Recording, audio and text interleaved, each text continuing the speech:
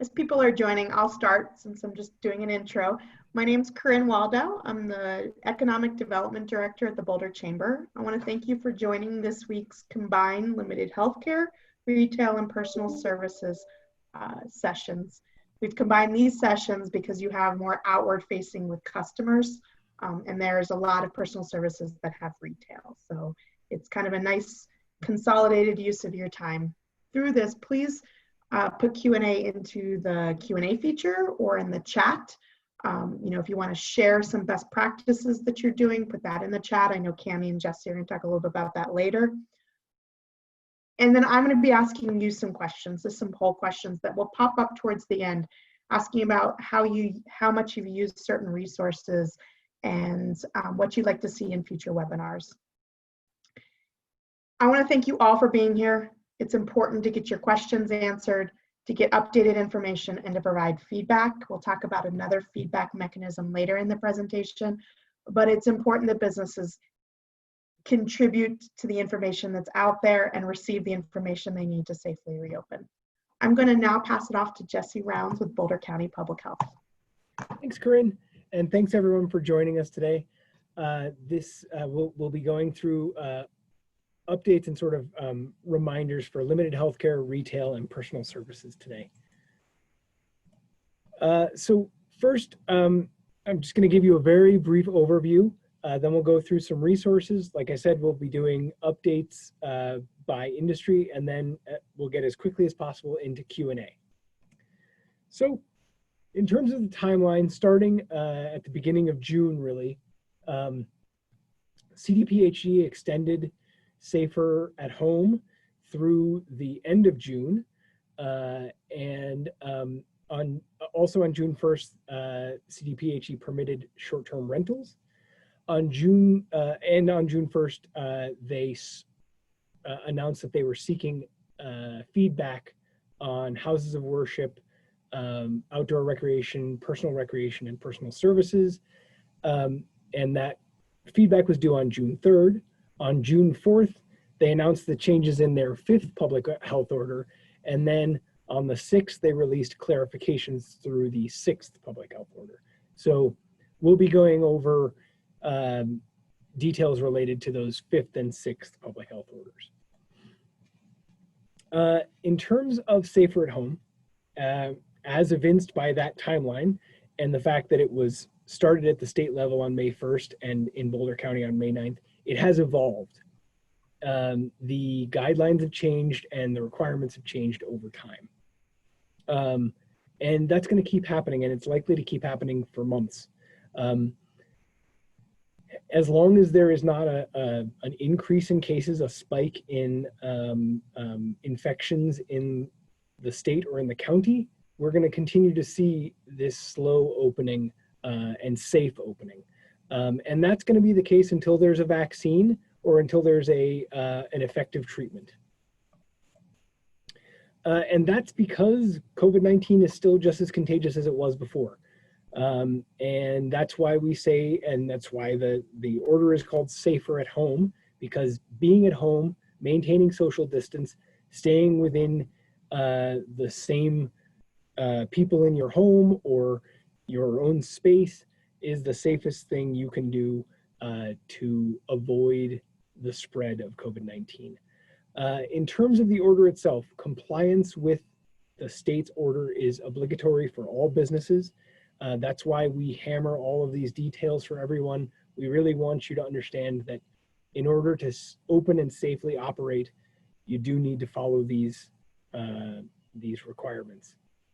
If you have a question about a particular practice that you have, whether it complies with the order, we recommend you contact an attorney. Corinne has mentioned in previous sessions that there are attorneys who are providing assistance, and the chamber has access to some of that information. So if you don't have an attorney or don't have the funds to hire an attorney, reach out to the chamber, I think, and they can help you with that. But that's your best bet for very specific business related information and guidance. So in terms of face coverings, the face covering order for Boulder County is still in effect. It's been extended, and along with the chamber, Boulder County has put out some pretty helpful stuff, and I wanted to just highlight a couple of those things. So I'm gonna share. This is our script for employees about face covering requirements, the new face covering script. And in the past, we had a face covering script that was pretty unnuanced. And I think what we've really heard from businesses that it's been very hard to communicate effectively with people who are not interested in wearing face masks or maybe weren't aware that they had to wear a face mask. And this new script really gets at some of the details. Are there situations where people don't have to wear face masks? If they have a medical condition, they don't have to wear face masks. But the other thing that this really gets at is there are other ways to provide the same services you're providing in a safe fashion so that someone who either does not want to or cannot wear a face mask can still access your services. And that's what a lot of this script goes to. Now, one of the things that I really like that the county and the chamber have put together is this great graphic. I hope you can see it because I can see it on my screen. I think you can. This is for public and customers, and it goes by business, by customer type, and it tells you whether a mask is required and under what conditions a mask might be required. And there's also one for employees. Employees are a little bit easier. Pretty much in every situation, a mask is required of some type. And we'll get into that in a little bit in detail. Let me jump back to my presentation.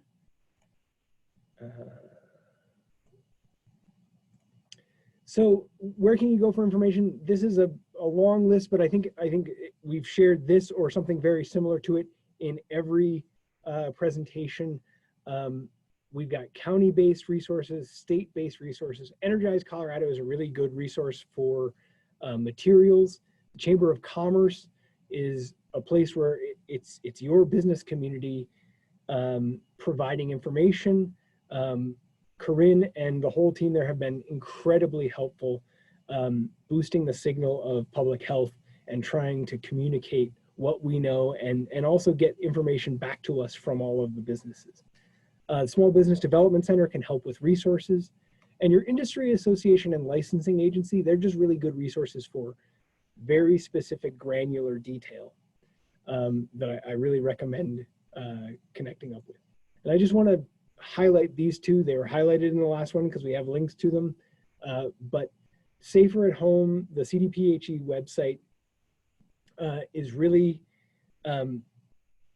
they're sometimes slow to update, but they have taken the state order that they wrote and broken it down by industry such that you can really get at the details per industry.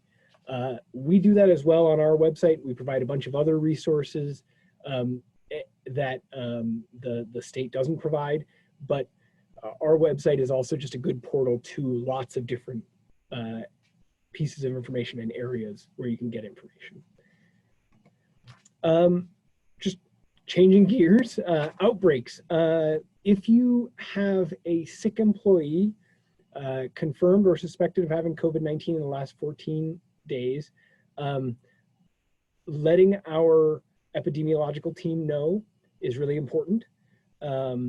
If you have 2 employees, it's considered an outbreak, and we require that you fill out the form that I have linked here, and our epidemiological team works with your employee in the case of just 1 employee, but 2 or more. They'll reach out to each of those employees, make sure they're safe, make sure they're following protocols that will help them access healthcare and be safe. But we will also, as the business liaison team, reach out to the individual businesses and work with you to try and figure out how to continue to operate in a safe fashion, recognizing, yes, there was maybe 1 infection, 2 infections. How do you continue to operate safely so that your customers and your employees have confidence that they can be in the space and continue to work. Variances, this has been a popular topic in the last couple of sessions, and I think it'll be again here. We are exploring the best way to do a variance, and right now we're moving forward with the idea of a single blanket variance for the entire county. And just a little bit of detail about that. The county applies for the variance, not the individual businesses. And even beyond that, we're not going to apply for each business. We're going to apply as a county, saying this is what we would like a variance on. It won't mention individual businesses. It won't get into detail very much, but what it will do is try to simplify adherence with the public health order by creating an across-the-board standard for all businesses. That's our goal. And to do that, we need to hear from you. And we are going to reach out to you through online forms, which we will be publishing sooner rather than later. And as soon as we have those forms available, and as soon as that portal is available, we'll be putting it out there. And what we're looking for is, what are the barriers that you're seeing to successfully operating under, and what would you like to see changed, recognizing that there is going to be some level of restriction that would allow you to successfully operate under some level of restriction. And we'll take all of that guidance and develop a variance that's essentially an alternative public health order that would be in place of the state's public health order. And that's why it needs to be approved by the state. We're asking, basically what we're saying is, under the conditions existing in Boulder County, we believe we can safely operate at this level with these types of restrictions, and the state has to approve that. And once the county has heard from all the businesses, written the variance, gotten the variance approved by the county commissioners and the hospital CEOs in the county, we send that to the state. The state takes approximately 2 weeks to review that.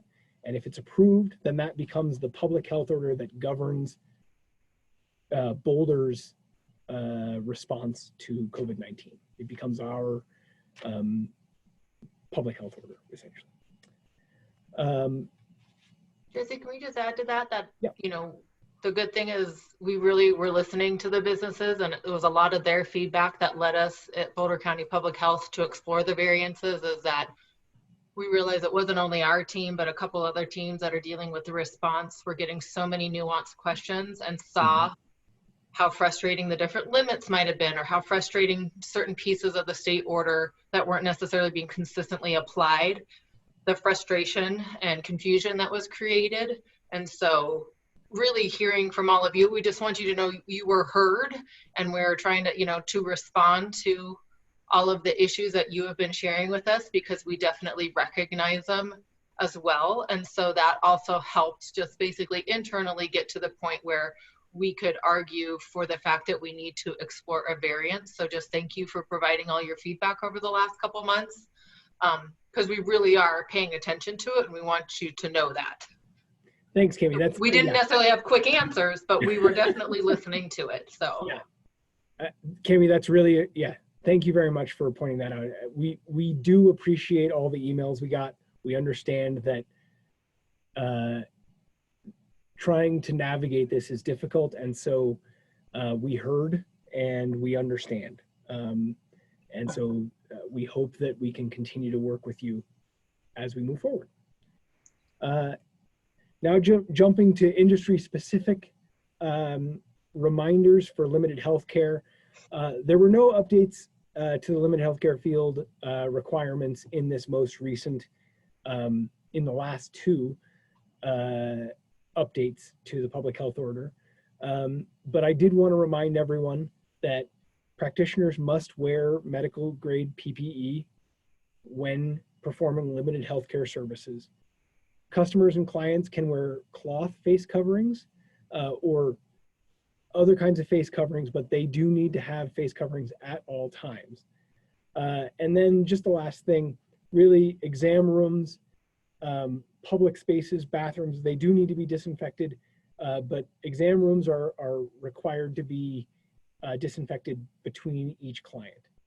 And with that, I think it's Cammie, it's you. Yeah. Sure. So yeah, hi, I'm Cammie. I'm just one of the members of the business liaison team, and I'm going to be covering retail and personal services today. And while the retail section in and of itself, just like limited healthcare section, didn't have many details that were changed in these recent updates, one of Angel, who you normally hear from in this section, did share that she thought it was worth just revisiting that the best source of information, which is what we also link to on our website, like Jesse mentioned earlier, is the CDPHE, the state guidance, and there is the link for it. I know across sectors, not just retail or personal services, but the mask issue around what can we do or what can we ask or what should we do when someone says they have a medical reason not to wear a mask has come up. And so like Josie pointed out earlier, even though we didn't go sort of into the script in detail, that's what a lot of those nuanced new script pieces address, is how to respond to the medical, when I have a medical reason not to wear a mask.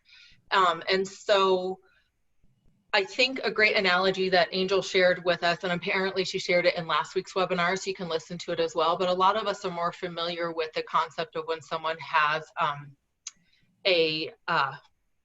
I'm losing the term for it, the pet, A service animal. Service animal, gosh, I'm so sorry, I lost my train of thought. Yeah, I couldn't come up with the words, but a service animal. You are allowed to ask someone if that is a service animal if they come into your business, but beyond that, you don't get to you're not supposed to dig into what they have a service animal for, and you find a way to possibly provide services. And so these bullet points here are just a few things to review about what to do and how to kind of work around the mask issue, because I know for limited healthcare and personal services, we're required to have all customers also wear masks the whole time. So we're sort of stuck in what can we do? And some of the other ideas are that we're also required to come up with reasonable efforts. You're all required to, how do you provide services to those with special needs, whether that be certain hours that you're open for, or whether you can do that by doing sort of online, shipping or mailing of goods that are purchased online, so they don't necessarily have to come into the store.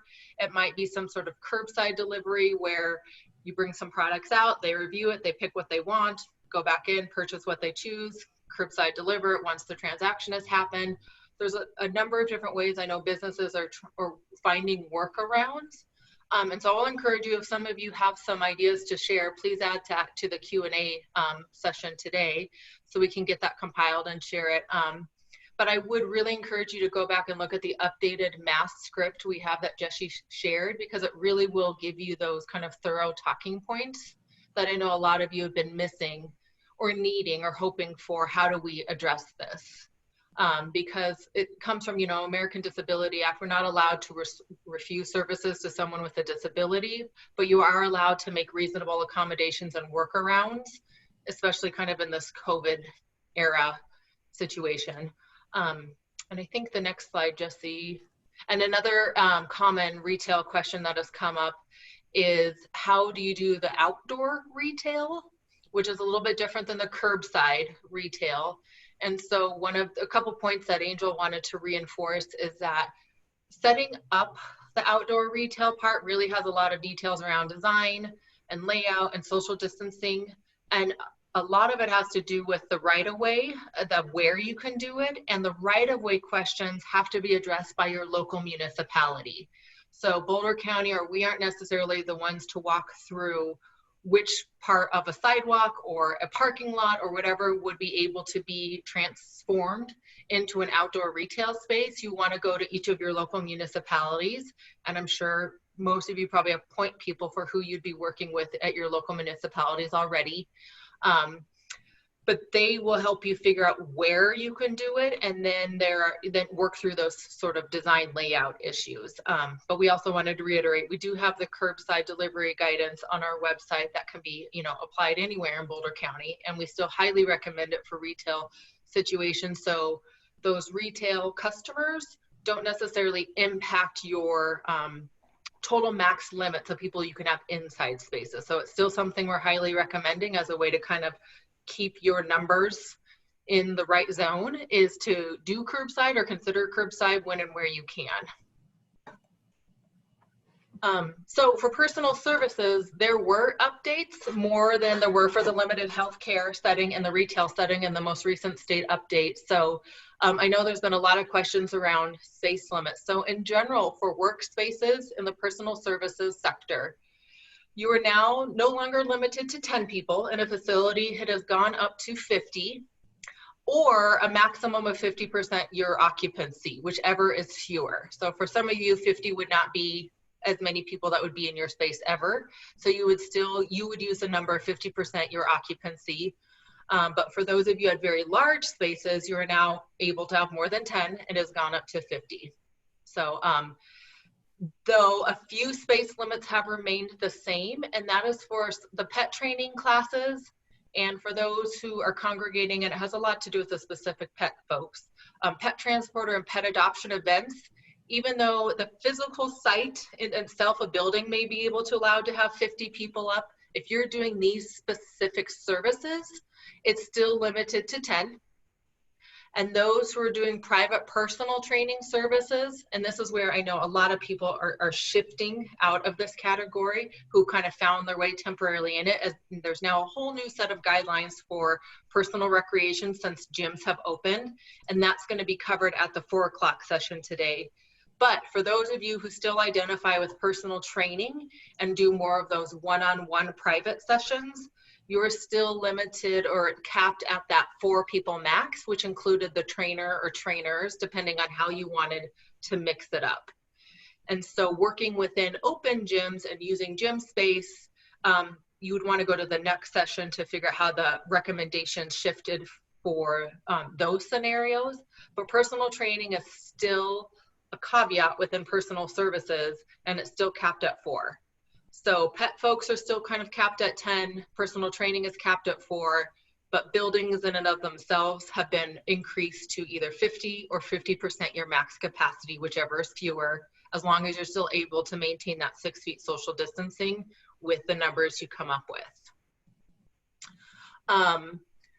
Common questions, this has come up the last few weeks and we got clarity, and this is one of the nice things about combining with retail, is for all of you who have retail sections within your businesses, which I know is very common in a lot of salon type settings, is around the plexiglass or some sort of barrier at the cash registers, and it is required by state guidance that retailers have plexiglass at their cash registers.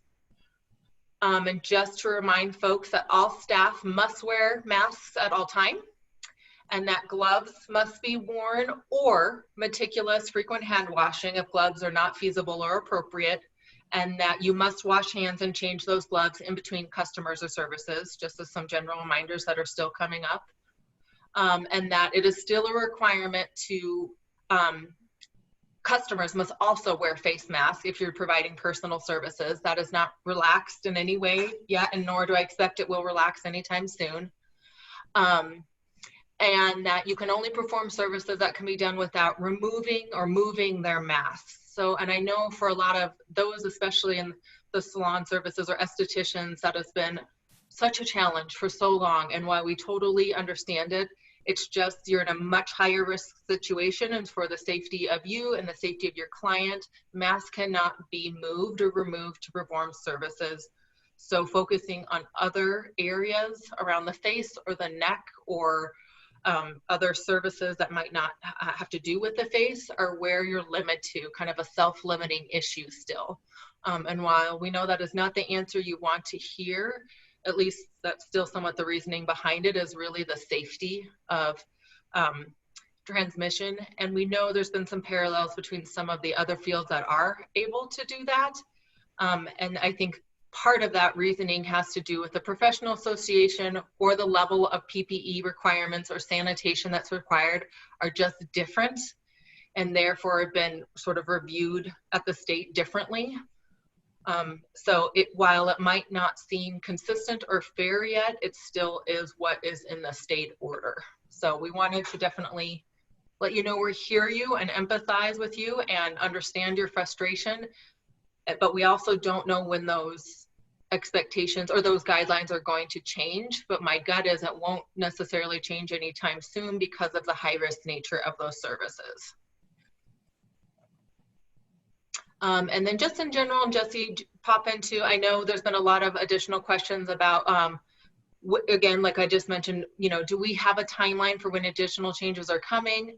And I know a lot of other questions have been like, who do we submit our plans for, since the state language had said submit your plans to the county, to your local public health agency. So I think these are two areas we want to clear up some confusion on.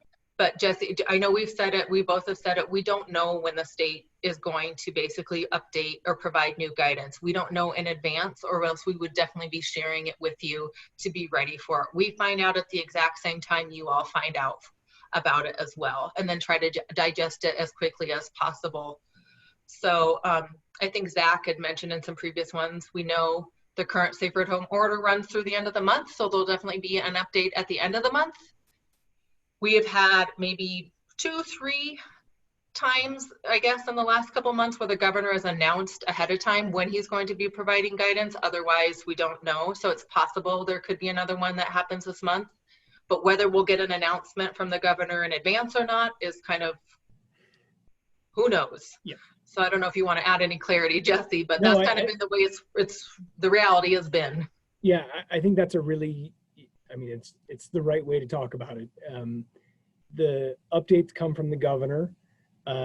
One thing that I will say is if we do pursue a variance, we're going to have to explore how that variance is affected by future public health orders. And I don't know the answer to that question, and we will get the answer to that question in the future. In terms of where you submit plans for approval, we're not really looking at individual plans of operation. Correct. That we're not trained to do that, and we wouldn't be able to provide you any useful information. If you have specific questions, as I mentioned earlier, really speak to an attorney, and also, you know, we can talk to you about what the order says. We can, if you have a question, what does the order mean for me? You can call us and we can talk to you about what the order means for your particular business, but we can't really give you granular advice on, in this space, what can I do because it's got these features. We're just not equipped to be able to do that, and so I think the place to submit information, questions, comments is when we develop this variance outreach tool. That's a really great opportunity to say, hey, I've got a 10,000 square foot space and it's got, you know, great ventilation and blah, blah, blah, you know, details that you feel are missed in the orders. That's a time when that sort of information might be helpful for us to craft that overall blanket variance. And then just quickly, we're going to keep having these sessions over the coming weeks. We want to be able to continue to make you aware of any changes. And to that effect, we've got 4 sessions on Tuesdays. On Wednesday, the Latino Chamber and Boulder Chamber of Commerce and Boulder Public Health are all working together to provide a Spanish section at 6 p.m. Spanish session at 6 p.m. And Corinne mentioned earlier that these are subject matter specific, but if the subject for that week is not one that you're necessarily interested in, be sure to check the chamber website, because all of the previous sessions are recorded. And in a lot of cases, that information is still good. And if there are significant changes to a previously discussed subject, we'll bring it back and talk about it again. And then just this week is the first time we're doing this, but on Thursday, Corinne and I will be holding a Q&A session, just hanging out online to talk to people, answering questions, trying to help address some more specific questions, but also try and get a sense of what are the overall concerns that you're all feeling, and hopefully we can answer some of those questions, but it's also a really great way for us to communicate back to public health what those concerns are that are out there. And then just before we get to Q&A, this is our contact email. This goes to all of the business liaisons. We look at them, we divide them up by industry, and we try to get to them as soon as we can. And then the call center is another way to get a hold of us. It's also a way to express concerns about the order, or about how the order is being followed at other businesses. So please use that if necessary, but definitely email us and we will get back to you. And with that, we're happy to answer questions. Got a lot of them, so get ready. It's not as many as that first week when we had like 100 questions, and it's like, whoa. So Cami, you clarified that you will be following the new 50% or 50 max. Boulder County will be the state order. And on your website, that hasn't been updated because the new personal services checklist isn't live, but you are following that. Yes. Yeah. And so we're in the process of updating the website. We know there's quite a few resources we're going to be swapping out. So yes, if you happen to notice a discrepancy on our website, maybe give us another day or two to get it all kind of cleaned up and updated. But yes, the 50% is now, definitely the limit to follow.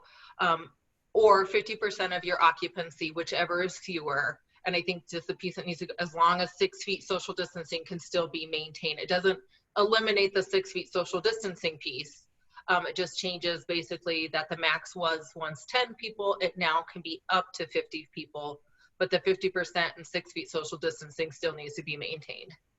So in general, besides mask orders, you're currently following state orders and state changes to orders, Yes. Unless a variance is applied for, at which time we'll update most, but that will not be most likely stricter than the state order. It's just trying to be a little bit more consistent across industry. I know as our team and what our team leadership has been pitching to like the director and some of the other COVID managers from across the county is that what we're suggesting or recommending is a more generic set of guidelines that can be applied across the board. So an example might be, instead of a cap by number, it might be based on total space, a percentage, something that then can be more widely applicable. And so then people don't have to be as nuanced within their given, well, we have this kind of space, we have this kind of space. It's almost like if you can follow the general guidelines of maintaining social distancing, keeping it at maybe a 50% cap or 25%, but a much more widely applicable but generic set of standards is what we're recommending. We don't know if that will happen, but that's at least what this team has been recommending based on all the feedback we've been getting from people about what's not working with such the specific nuanced statewide guidelines that don't seem to be consistent across sectors. And that 50% is based on their certificate of occupancy, correct? I know we rose that question up, Jesse, and maybe do you have is it based on the fire code, or did we get clarity on that yet? We have raised the question to the attorneys. I know that. It is based on the fire code, which is your certificate of occupancy will have the same requirement as the fire code. So yeah, it'll be by space, yeah. And for those of them, people in personal services who are now being able to increase beyond 10, retail, who's been higher since the beginning of Safer at Home, has been using a space calculator to kind of look at their square footage, how much room is really taken up by equipment, and really figuring out how you can maintain that social distance in that space. Because sometimes half your occupancy is not going to even be able to provide you that social distancing. And we may have mentioned that resource last week, but we didn't bring it up this week, is that we do have an updated space calculator too to help people. So if you haven't checked that out, please do. It definitely starts with what's your max occupancy. It automatically kind of figures out the 50%. It lets you put in a percent of what percent of your floor space is taken up by things such as display cases or tables or chairs or whatever it might be, to help you get to a reasonable number quicker, faster. That may not be the end all be all number. You may still have to, then you should assess, can 6 feet be maintained with, you know, this popped out 13? Well, can we really maintain 6 feet distance between where we all going to be if 13 people in here? You might need to still drop it to 11 to make it work, but at least the space calculator is there to help you kind of get to, you know, what's a general area or what's a general number we should be working from, and then working backwards kind of as we need to make sure all the other requirements can be met. And I will send out that calculator again. I sent it out in last week's email. It is on it is on the Boulder County website. So if you want to go back to resources, it is on there. Yeah. And I'll send it out again, and it's a resource that will be available. One example that Angel talks about is garden centers. So you may have this, like, you may feel like you have this capacity within your store, but everybody's convened in front of one area. Then you might have to have people limiting some different limits in place.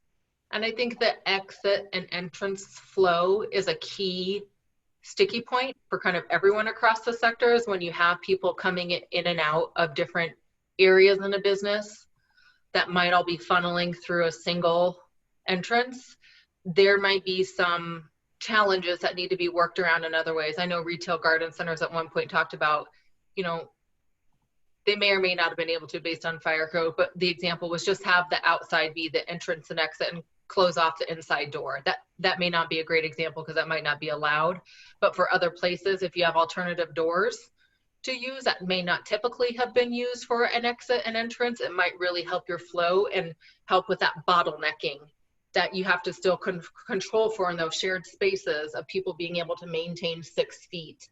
And I know a lot of the gyms have done a good job being creative and using entrance and exit doors to places that they wouldn't otherwise have, but they kind of are creating rooms where they can hold their classes, and they're using different doors that wouldn't otherwise be used, but they're temporarily making them work and sending their clients around the building to come in and out of it instead of everybody bottlenecking into the one main gym entrance, or, you know, just as an example. So think through those shared spaces and flow, and how do you still maintain those 6 feet social distances with bottlenecking at entrance and exits to sections or spaces.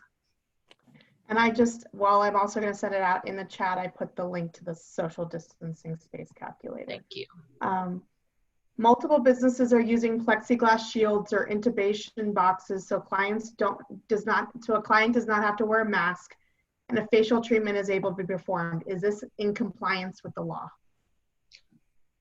Not currently as written. I know that's an example that has been brought up, but that is one of the questions we sent up to the state as well, is have they allowed that in certain areas, or have other places got variance acceptance for that? But as the state order is written now, it would not be, or it isn't. So our interpretation, it's not protecting both bodies, because even face shields only protect the wearer, but not the person around. Yeah. You know. Yep. So even with that barrier in between, if the mask was removed, it's still the outward breathing for other people. It's just not one of those things that we know of allowed yet. Okay, and so this brings up, so facials, we've got a lot of estheticians, but also tattoo and piercing.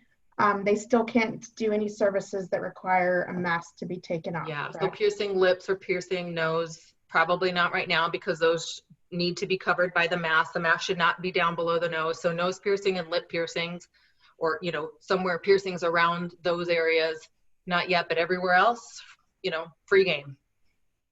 Okay. And a mask, especially a cloth mask, because these are non-medical masks, especially in personal services, not limited healthcare.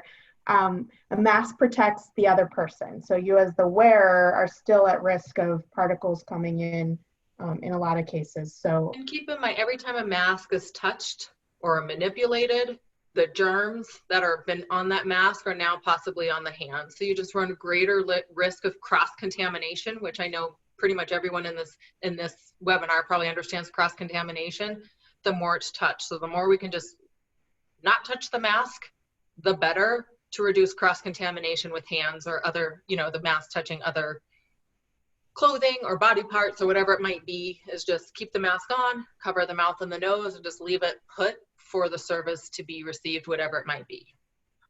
Which brings us to another question, and this was, why can restaurants indoors, people eating without a mask when they're only allowed to take the mask off when they're eating and drinking, right? In a room full of people? Or how can people go to indoor yoga classes without a mask, happen 6 feet distance in those gyms? Because those gyms, even though they have a yoga class, they're supposed to be 6 feet apart. What's the difference between them and a facial and someone being performing a facial by a trained medical or trained official wearing, in some cases, medical grade PPE, in some cases not? Right. And that's exactly why I think we wanted to share, we hear it, we see it, we understand, there are so many discrepancies across the state order right now. And I know, especially since restaurants opened, that how come that's allowable, but not this, has come up, not only for this group, but so many other groups as well who have greater restrictions at this point. And that's one reason why Boulder County is we've been following this state order to a T at some point, but at this point, because the amount of manpower and work it's taking to kind of work through these issues, a variance is being reviewed, because we recognize these discrepancies are just getting more and more and more challenging, not only for the business community, but also for staff internally. So your points are valid and we understand them, and that's why we pushed hard along and hard, and a variance has finally kind of coming to the point of it's being reviewed for these exact issues of, can we have a more broader set of guidelines that can be applied across the board that makes more business industries happier probably in what they're allowed to do, because it will be less restrictive and more consistent across sectors. But to temper enthusiasms a little bit about the variance, Jesse, though, there's still the mask orders in Louisville, Superior, all of those. So even if you get a variance for an industry, the most restrictive order, rules in that case. So mask orders might be in place for a while, and that's going to affect services in the mouth area. Yes, I think it's really, we want to find a way to allow as many businesses as possible to open. However, we have to live with the reality of how this virus is transmitted and how easy it is to transmit in situations where people are close together and sharing breath, basically. As you pointed out when you were discussing the restaurant example, for everyone at a table to be maskless, they have to be 6 feet from another table, and anyone who interacts with them closer than 6 feet has to be wearing a mask. So it's still coming back to that 6 foot social distancing is the 6 foot or more social distancing is really the gold standard for protection at this point. And so I think that there are certain industries where we're still searching for, and I'm sure you're still searching for, the way to protect both the client and the practitioner as best as possible.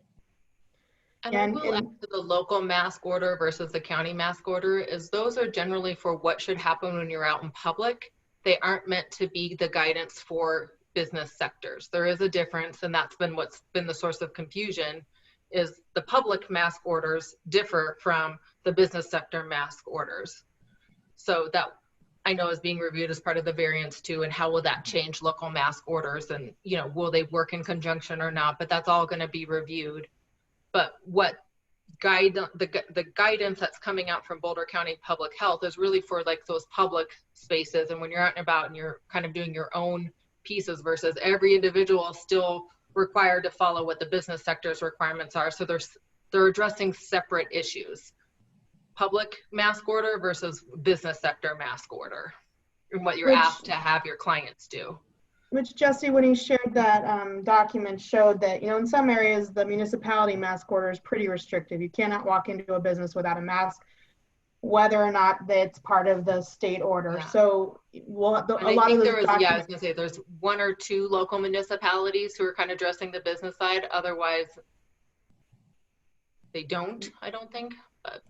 Well, so like, for example, in this chart, it says if you are in Louisville, you are required, even if you go into manufacturing, retail, personal services. Yeah. And it's part of whether the state order or the city order, this will all be updated. But there are a lot of complicating factors into this variance, which is why the timeline is that you're looking at it, you're going to get feedback, you're going to try to submit something to the state, and then they have to approve that in a time frame. When we get the form on how you provide feedback, and I've talked to a lot of estheticians lately, specifically, when you get that form, please make sure you give the feedback, show where there's restrictions, show why you're not able to open in a lot of cases, and give that feedback into public health when they ask for it. I will send it to everybody that's ever attended one of these webinars. Please. It'll be helpful. Like we said, the feedback has helped us get to this point. It definitely will help moving forward. We're not ignoring it. We just weren't necessarily to snap our fingers and make it happen right away. But the caveat is here, we're not asking that you don't send it to this call center address, and not to call with those variance pieces, to use the separate form so that we can concentrate that information and you guys can work quicker instead of having to navigate through the questions, the legal, all of those other pieces that go into the call center in addition. And the email too, right? Use the email to email us about current order questions in the call center or concerns, but then the variance will be its own separate communication mechanism. Yeah, that's exactly right. And I think we're going to be sharing it through the Boulder Chamber, through our website, a lot of different ways that we're going to reach out once that tool is available. So one last piece on this, the estheticians and so forth, that, I think it's the person who submitted the question, that you're breathing the same air in a restaurant and a yoga studio, but that's no different than an esthetician in a room with a client, but they're wearing N95 face shields and gloves. But not all personal services are required to wear N95 face shields, correct? And right. I think that yeah, I think that's exactly as Cami mentioned before, and Cami, you're much more aware of this from reading through the personal services materials than I am, but a lot of it has to do with the level of requirement from the state. The state has not required that personal services necessarily wear N95 masks or mandated a higher level of protection, and that's why it's possible. That's why they're not backing these closer services. So that might be one of those things where, submit that, we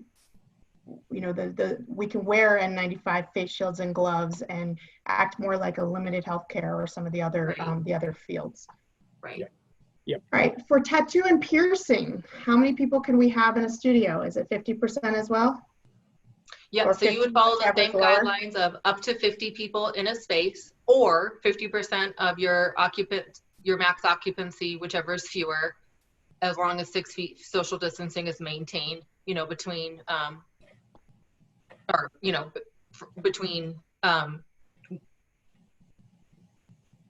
chairs, tables. I'm trying to think of the right setting. Yeah, between kind of settings, we know that for those who are doing hair, it specifically calls out for pet services. For whatever reason, you have to maintain 6 feet between pet groomers. It doesn't say that for stylists or piercers or tattoo artists, because we know those are pretty set. Where your chairs are or where your stations are might not have been movable. and nor would you necessarily have enough to, alternate spaces. So when you're not providing those direct services in between, you need to still be able to maintain 6 feet social distance. So yes, the same 50 max or 50% or whichever is fewer, as long as 6 feet is maintained, applies to body art, piercings, tattoos, stylists across the sector. All right, sticking to the tattoo, but I think this kind of fits any personal services that has walk-in retail. Are they still required to have appointment only for services? And how does that interact? Are they allowed to have walk-in product jewelry sales, or how does that interact with the retail component? Yeah, and that's been a tricky thing, because retail in and of itself does not require an appointment, but the personal services side of it does require an appointment. And so some businesses, so yes, appointment is still required, no walk-ins yet. And that, so some places have set, I know this is not always easy, so I'm not saying, I don't want to suggest it because I understand it's a huge feat, but have gone to sort of the online shopping only venue or mechanism, if possible, if they already have all their products online, to say, shop online and come pick up curbside, to try to reduce that. Because anyone who walks in for the retail portion of your business has to be factored into your now max capacity. And if your services are maxing out, you're going to want to have a plan for how do we control for walk-in retail, which might be, certain hours for retail shopping or curbside only. Again, that's part of what, a business owner and their team is going to have to figure out. Or do we leave a little wiggle room in our max capacity for 5 to 10 retailer shoppers that could possibly walk in, and that we're not going to fill it with service providers, because that all has to kind of factor together. It's 2 different sectors operating in one space. So it's trickier when you have to follow kind of the 2 different sets of rules, for sure. But under the personal services side, by having an appointment, you don't want people convening in the front of the store. They can come when their appointment and get texted when the appointment's ready. So therefore, you're not trying to mix the 2 clientele in the front area. And if your retail area, depending on the size of it, I know some might be very small or some might be wider. If you can control for the flow, or again, control, only 2-3 people in the retail area at a time, whatever kind of makes sense to keep people socially distanced and safe, that if your service client can easily walk through and get to their service provider, and the retail still relatively separate, you can still have them both functioning simultaneously. I think it's the big thing is just controlling for the flow and where the potential bottlenecks are, especially for when things are being paid for, because that was the idea, is not to convene and have people hanging out longer than necessary when it's the payment piece. And that's where they're still recommending online, pay for things online when possible, to avoid having to kind of stand there and hang out and do it that way. And if you're operating a retail space within your personal service or retail space, you need to follow the register plexiglass. Yeah. Mm-hmm. So not only just to be crystal clear, you've got to follow the personal services guidelines and requirements, as well as the retail sector requirements, if you're going to have both open and simultaneously kind of operating at the same time. And that's where maybe using different doors might be, come for the personal services in this way, come for retail this way. That might be a way to, to help it. I think, people are getting really creative of how to make sure that those overlaps don't create those, too close for contact kind of comfort zones where we don't want people congregating. So you have to screen your clients in personal services. I think there's a question from a tattoo and piercing. Do you need to screen your clients who come in for retail? That one I do not know off the top of my head. That might, as an Angel question, that might be when we have to follow up, and I wish Angel was on here. I'm not as familiar with the retail. We can bring up Jesse might get a look at that retail checklist while we're waiting. Yeah, and I'm looking at it right now real quick just to make sure. I mean, I would guess no, because I've been into many retail spaces and no one has required, going to grocery stores, going into boutiques. Doesn't mean that it's not supposed to be. But again, Cammy's checking. In retail, there's the employee screening. Yeah, Right. and employees across the board, even in ours, I think all three of our sectors, employees still have to do the symptoms checks before their shifts, and that should be documented. But they are able to call in from home and do it. It doesn't necessarily have to be on site anymore. That changed an order or two back. I can't remember the exact order. Okay, so the outdoor retail. So there's the curbside versus outdoor, and this question came up last week with Angel as well. There's a curbside, and then the outdoor retailers. Do they still need to have the barrier for checkouts? Do they, are they still going to be able to follow? Are they still required to follow some of the same requirements as indoor retail? And I know last week she said this, in a lot of cases, yes.